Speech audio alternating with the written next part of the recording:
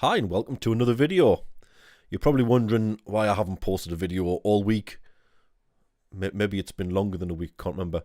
The truth is I've been on holiday. I've been away in a caravan that I have. For those of you who don't know what a caravan is, I'll put a picture in so that you can see it. It's kind of a metal box with windows in, with wheels on, that you attach to the back of your car, and it looks like this. And you drag it around to a campsite and then you live in it. Anyway, that's where I've been. That's what I've been doing. I didn't do any filming while I was out there because, you know, I was in the middle of the countryside and I didn't want to say, "Hi, I'm in the middle of the countryside, look," because it's just fields and there was like sheep and birds, and that was it. So that's where I've been. That's what I've been doing. Been relaxing. It's been really nice. When I came back, something really weird happened. This happened, and there you go. Like I said, one Prusa I3. This is the BQ Prusa I3 kit that I got in blue, mainly because the yellow one wasn't in stock. As you can see, I got the heated bed and the upgraded power supply to make it all work, because the original power supply just isn't man enough to run the heated bed. So I'm going to try and show you some detail in it. I'm sorry if the footage is kind of everywhere. Yeah, you can still see that crappy camera that I'm using, but you know, we'll get there. I'm running it with red ABS, but yeah, you can't see because it's not going to focus. Useless, isn't it? Well, it's not too bad. One of the build qualities that I found is this moves when it goes up and down the Z-axis. Both sides do the same, so it is a bit weird. I'll have to design something to fit on the top and stop that from happening. But there you go, one Prusa i3. And apparently it'll print anything. So let's test it. It's going to be awesome. Cool. So there you go. I've now got two 3D printers, the DaVinci 1.0A and the BQ Prusa i3, which I built myself. It was a pretty good kit, I've got to admit. The instructions were a little vague at some points.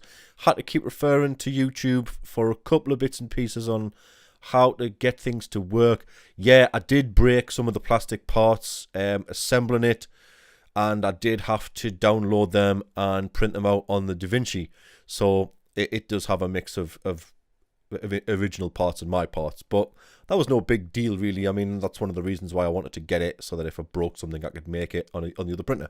So anyway, what does this mean for the DaVinci? It means I'm probably going to get an E3D Light 6 hot end for it, and this thing that I've showed you in the past that I'm currently building for the DaVinci to put a Bowden setup in there, I'm probably just going to put an E3D Light 6 in there and just run it on ABS pretty much all the time. Just get the air tripper installed in it and I just leave it alone. You know, if it ain't broke, don't fix it. The Prusa, on the other hand, is literally for messing about with. I'm going to do flexibles on it. I'm going to do XT Core polymer on it. I mean, here's a little sneaky preview. See if I can do that. Hope you can see some of that there. This is... what the hell is it? Oh yeah, it's a glow-in-the-dark PLA. This was the first thing I printed out on the Prusa. I hope you can see the detail in the front of it. It's pretty awesome. The cooling fan was running 100%. That's entirely my fault. I didn't realise that the G-code said to run it at 100% regardless of what was happening. So when I tried to print out something in ABS, I'll show you this. You can see the bottom got a bit melted because the first two times I tried to print this in ABS on the Prusa, it detached from the glass bed because it was just cooling the bed down too much and it all broke off. So I just disabled the cooling on it, and as you can see, it all got a little hot around the bottom. But that's the learning curve you have with a new printer. I want to talk a little bit about some of the comments that have been coming in on some of the other videos. Thank you all very much for all of your comments. I will try and answer as many of them as I can. Always happy to share information with people, always happy to get questions, and I'll try what I can to answer them.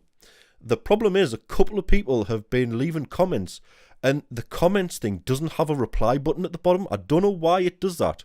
Maybe YouTube hates me. Maybe, you know, it happens. But yeah, if your comment hasn't been answered, it's probably because there isn't a little reply button underneath your comment, and I can't figure out a different way to reply to you. I mean, I don't want to go in and send kind of personal YouTube emails to everybody who doesn't have a reply button. That would just take forever. So, you know, if you want to add comments to this video and we'll see what happens with the reply buttons, that's absolutely fine. If it keeps happening, I'll contact YouTube and I'll find out what's going on, because it is weird. I don't get it. But yeah, most of the comments that have been coming in have been absolutely brilliant. You guys have been supporting so much throughout this entire process. It really does kind of spur us on, which brings us to another topic I want to talk about. I want to talk about the structure of the channel. And I want you guys out there, as the guys who watch all these videos, to give me a little bit of feedback and a bit of guidance on the structure. The channel at the minute is a bit erratic. You know, videos go out as and when I do them. There could be a couple of days between videos. There could be weeks and weeks between videos. Not that there's going to be weeks and weeks, but there could be a good week and a half, 2 weeks between videos. So, you know, what would you like me to try and schedule? Would you like me to try and schedule kind of 3D printing videos, a couple of them a week, gaming videos, a couple of them a week? I've probably got enough time at the minute. Work is okay, and you know, you've got to have your free time, so I've probably got enough time at the minute to do maybe 3 videos a week. The channel did start out as games, and then I just wanted to show the world that I got a 3D printer and share what I was learning with it. The gaming videos aren't very popular. There are a few people who watch them, but they're not very popular at all. I mean, you'll see in the views, but the 3D printing videos are really popular. So if you want to see more 3D printing videos, let us know. If you want us to do more gaming videos, let us know. I have promised an Oculus Rift video. It hasn't happened yet. I will get round to doing it at some point. Life has been pretty mental at the minute, but I will get round to doing that. There are some things that I need to do. This laptop, although it's an i7 processor with, it's got a, what is it, a GTX 670, I'm talking nerd now, sorry, graphics card in it. It's not man enough to run some decent games and the Rift at the same time, but I am in the process of sourcing parts to build an i5 gaming machine, and yeah, I was as shocked as you were. An i5 overclocked processor will be more powerful than this i7 laptop, which is, it's just blew my mind, that. So hopefully I'll get that done soon, and we'll see some Oculus Rift videos coming out. But yeah, I mean, I've rambled on far too long again, as usual. And I would just like some of you guys to feedback where you want the channel to go, how you'd like to see videos coming out, whether you're happy with them coming out just as and when, or whether you want some structure. I mean, some guys out there, I call them the big lads, but they're a lot younger than me. They do 4 videos a day, and that is insane. But if you've got the time and you've got the passion, that's fantastic.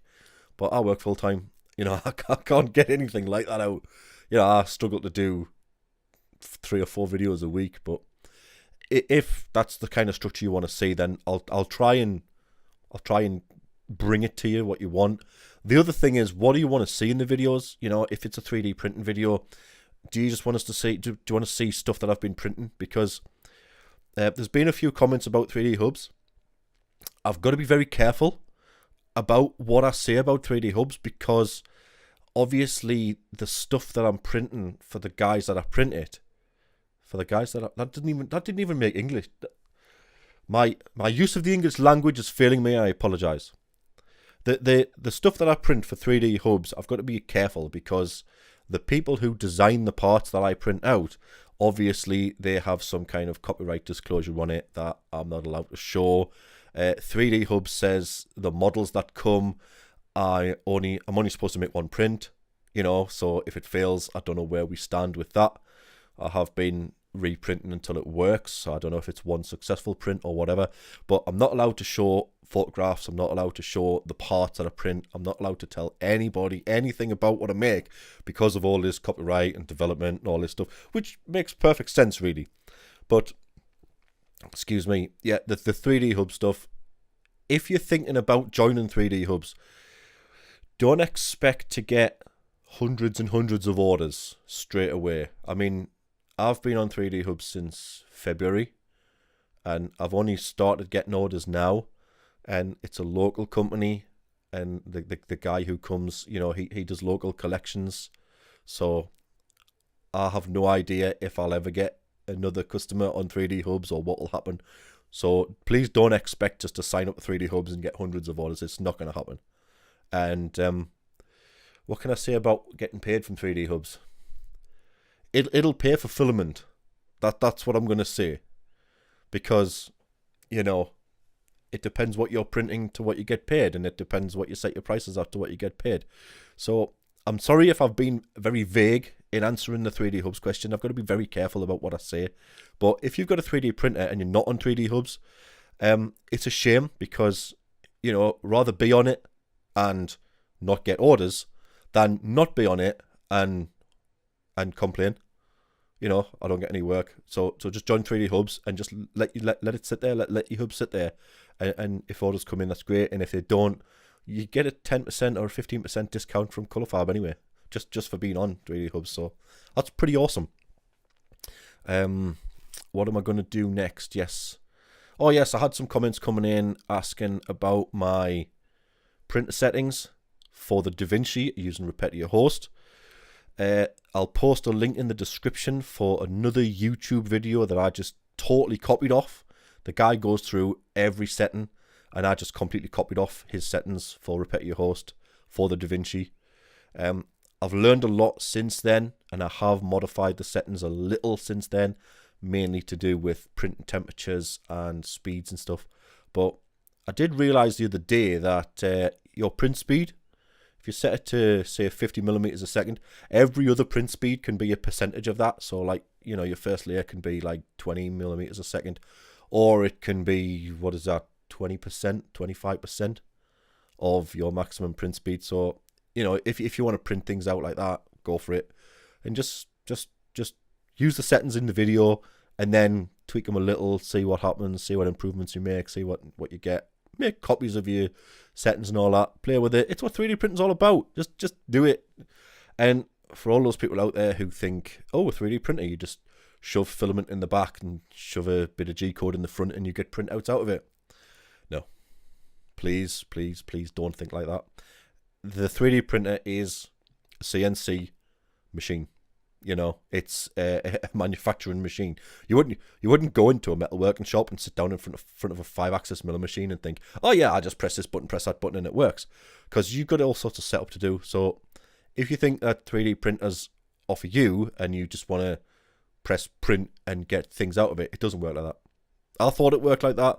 I thought the DaVinci would be that kind of solution, but it's not. It doesn't work like that. You need to have the time to maintain the machine. You need to have the time to set it up, and you really need to have the time just to learn different things, try stuff, try different settings, do stupid stuff, you know, see what the maximum temperatures you can get out of it are, find out how fast it'll go, all that kind of stuff. So it is a big learning curve, 3D printing, but it is worth it. I definitely think it's worth it. So, you know, but yeah, if you can leave comments about how often you'd like to see videos, what direction you'd like to see the channel go in. Please don't leave comments saying, you know, you're not very good at games, because I know I'm not very good at games.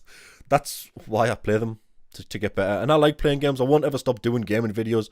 They just might be few and far between, or they might be one a week compared to 2 or 3 3D printing videos a week. Let's see. See how it goes. I'll wait for your comments to come in, and then we'll see how it goes from there. So as usual, please like, comment, and subscribe. I've been Steve. Thanks for listening.